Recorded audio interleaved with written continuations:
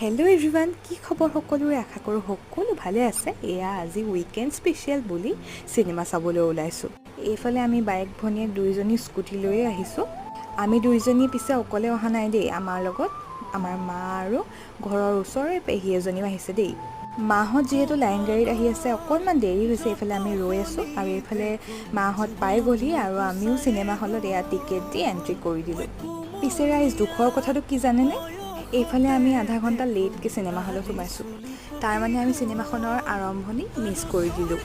বাৰু সেইবোৰ যিয়ে নহওক, আমি চিনেমাখন বৰ আগ্ৰহেৰে চালোঁ, যিহেতু আমাৰ ঘৰৰে হিৰ' এজন আছে। আৰু এয়া স্ক্ৰীণত যে ওলাইছে বিখ্যাত বিদুৰ ভাই ওৰফে বলিন বৰা, সেয়াই আমাৰ ঘৰৰ হিৰ'জন। বাৰু ৰাইজ, আমি এয়া হলৰ পৰা ওলালোঁ আৰু চিনেমাখনৰ কাহিনীটোৰ কথা কিনো ক'ম, বহুত বেছি ভাল পালোঁ। আপোনালোকেও চাব।